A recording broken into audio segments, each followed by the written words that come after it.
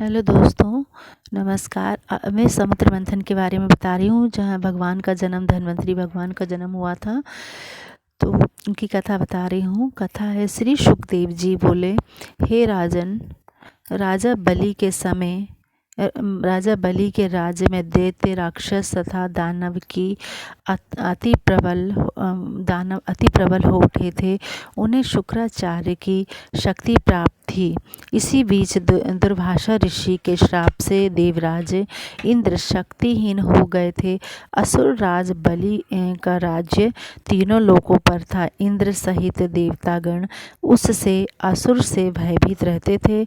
इस स्थिति के निवारण का उपाय केवल वैकुंठनाथ विष्णु ही बता सकते थे। अतः ब्रह्मा जी के साथ समस्त देवता भगवान नारायण के पास पहुँचे। उनकी स्तुति करके उन्होंने भगवान विष्णु को अपनी विपद समस्या सुनाई। तब भगवान मधुर वाणी से बोले कि इस समय तुम लोगों के लिए संकट काल है। दैत्यों, राक्षसों एवं दानवों का अभ्युत्थान हो रहा है और तुम लोगों की अवनति हो रही है। किंतु संकट काल को मैत्रीपूर्ण भाव से व्यतीत कर देना चाहिए। तुम असुरों से मित्रता कर लो और क्षीर सागर को मथ कर उसमें से अमृत निकाल कर पान कर लो। असुरों की सहायता से यह कार्य सुगमता से हो जाएगा। इस कार्य के लिए उनकी हर शर्त मान लो और अंत में अपना काम निकाल लो। अमृत पीकर तुम अमर, कभी ना मरने वाला हो जाओगे और तुम में असुरों को मारने का सामर्थ्य भी आ जाएगा। भगवान विष्णु के आदेश अनुसार इंद्रदेव ने समुद्र मंथन से अमृत निकालने की बात बलि को बताया। असुर राज बलि ने देवताओं के राजा इंद्र से समझौता कर लिया और समुद्र मंथन के लिए तैयार हो गए। मंदराचल पर्वत को मथनी तथा वासुकी नाग को नेति बनाया गया। वासुकी के नेत्र से नेतंड राजपुरोहित का उद्भव हुआ। स्वयं भगवान श्री विष्णु कच्छप अवतार लेकर मंदराचल पर्वत को अपने पीठ पर रखकर उसका आधार बन गए। भगवान नारायण विष्णु के असुर रूप से असुरों में और देवता रूप से देवताओं में शक्ति का संचार किया। वासुकी नाग मथनी को भी गहन निद्रा देकर उनके कष्ट को हर लिया। देवता वासुकी नाग को मुख की ओर से पकड़ने लगे। इस पर उल्टी बुद्धि वाले दैत्य, राक्षस, दानववादी ने सोचा कि वासुकी नाग को मुख की ओर से पकड़ने पर अवश्य कुछ न कुछ लाभ होगा। उन्होंने देवताओं से कहा कि हम किसी से शक्ति में कम नहीं हैं, हम मुंह की ओर का स्थान लेंगे मथने के लिए।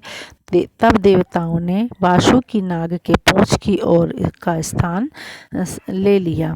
समुद्र मंथन आरंभ हुआ और भगवान कच्छप के 1,00,000 योजन चौड़ी पीठ पर मंदराचल पर्वत घूमने लगा। हे राजन, समुद्र मंथन से सबसे पहले जल का हलाहल विष निकला। उस विष की ज्वाला से सभी देवता तथा असुर जलने लगे और उनकी कांति फीकी पड़ने लगी। इस पर सभी ने मिलकर भगवान शंकर की प्रार्थना की। उनकी प्रार्थना पर महादेव जी उस विष को हथेली पर रखकर उसे पी गए, किंतु उसे कंठ से नीचे नहीं उतरने दिया। उस कालकूट विष के प्रभाव से शिव जी का कंठ नीला पड़ गया, इसलिए महादेव जी को नीलकंठ कहते हैं। उनकी हथेली से थोड़ा सा विष जहर पृथ्वी पर टपक कर गिर गया था, जिसे नाग, बिच्छू आदि विषैले जंतुओं ने ग्रहण कर लिया था। विष को शंकर भगवान के द्वारा पान ग्रहण कर लेने के पश्चात फिर से समुद्र मंथन प्रारंभ हुआ। दूसरा रत्न कामधेनु गाय निकली, जिसे ऋषियों ने रख लिया। फिर उच्च श्रवा थोड़ा घोड़ा निकला, जिसे असुर राज राज बलि ने रख लिया। उसके बाद ऐरावत हाथी निकला जिसे देवराज इंद्र ने अपने वाहन बना लिया। ऐरावत के पश्चात कौस्तुभ मणि समुद्र से निकली, उसे विष्णु भगवान ने रख लिया। फिर कल्प वृक्ष निकला और रंभा नामक अप्सरा निकली। इन दोनों को देवलोक में रख लिया गया। आगे फिर समुद्र को मथने से महालक्ष्मी जी निकली। महालक्ष्मी जी ने स्वयं ही भगवान विष्णु को वर लिया। उसके बाद कन्या के रूप में वरुणी प्रकट हुई जिसे असुरों ने ग्रहण किया। फिर एक के पश्चात एक चंद्रमा, पारिजात का वृक्ष तथा शंख निकले और अंत में धन्वंतरी वेद अमृत का घट लेकर प्रकट हुए। धन्वंतरी के हाथ से अमृत को असुरों ने छीन लिया और उसके लिए आपस में ही लड़ने लगे। देवताओं के पास दुर्वासा के शाप वश इतनी शक्ति रही नहीं थी कि वे असुरों से लड़कर उस अमृत कलश को छीन सके, इसलिए वे निराश खड़े हुए। उनका आपस में लड़ना देखते रहे। देवताओं की निराशा को देखकर भगवान विष्णु तत्काल मोहिनी रूप धारण कर आपस में लड़ते असुरों के पास जा पहुँचे। उसे विश्व मोहिनी रूप को देखकर असुरों तथा देवताओं की तो बात ही क्या, स्वयं ब्रह्म ज्ञानी कामदेव को भस्म कर देने वाले भगवान शंकर भी मोहित होकर उनकी ओर बार बार देखने लगे। जब असुरों ने उस नवयौवना सुंदरी को अपनी ओर आते हुए देखा, तब वे अपना सारा झगड़ा भूलकर उसी सुंदरी की ओर कामाशक्त मोहित होकर एकटक देखने लगे। वे असुर बोले, हे सुंदरी, तुम कौन हो? लगता है कि हमारे झगड़े को देखकर उसका निपटारा करने के लिए ही हम पर कृपा कटाक्ष कर रही हो। जाओ, सुभगे, तुम्हारा स्वागत है। हमें अपने सुंदर कर कमलों से यह अमृत पान कराओ। इस पर विश्व मोहिनी रूपी विष्णु ने कहा, हे देवताओं और असुरों, आप दोनों ही महर्षि कश्यप जी के पुत्र होने के कारण भाई भाई हो, फिर भी परस्पर लड़ते हो। मैं तो स्वेच्छाचारिणी स्त्री हूँ। बुद्धिमान लोग ऐसी स्त्री पर कभी विश्वास नहीं करते हैं, फिर तुम लोग कैसे मुझ पर विश्वास कर रहे हो? अच्छा यही है कि स्वयं सब मिलकर अमृत पान कर लो। विश्व मोहिनी विष्णु रूप के ऐसे ही नीति कुशल वचन सुनकर उन कामाथ दैत्यों, दानवों और राक्षसों को उस पर और भी विश्वास हो गया। वे बोले, सुंदरी, हमें तुम पर पूर्ण विश्वास है। तुम जिस प्रकार बांटोगी हम उसी प्रकार अमृतपान कर लेंगे। तुम ये घट ले और हम सभी को अमृत वितरण करो।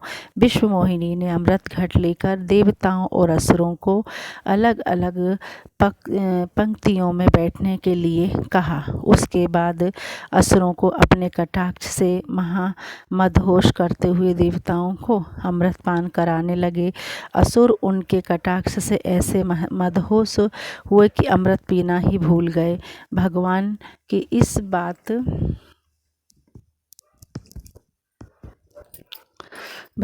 इस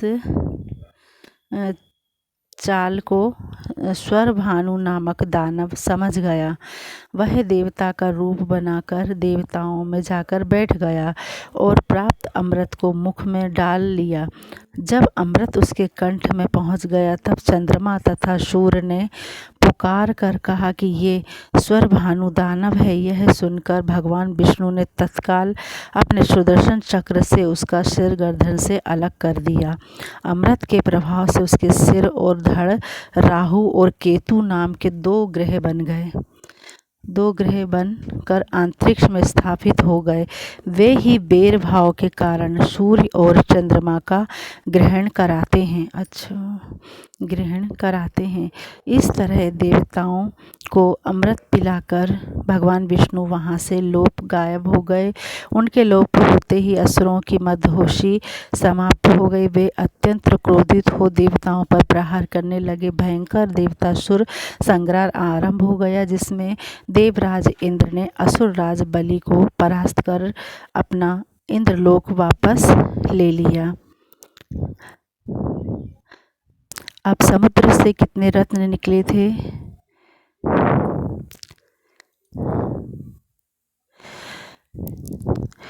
कालकूट का हलाहल विष, ऐरावत कामधेनु, उच्च श्रेवा कौस्तुभ एवं पारगण मणि, कल्प वृक्ष, रंभा नामक अप्सरा निकली थी, महालक्ष्मी, वरुणी, मंद्रा, चंद्रमा,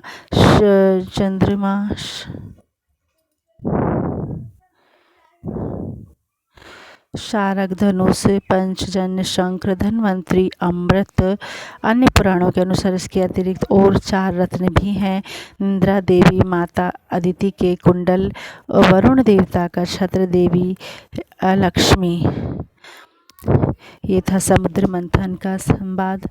अब आगे में दूसरा रूप भगवान का जो रूप लिया है दूसरा, उसके बारे में डालूंगी, आप ज़रूर देखिएगा। धन्यवाद।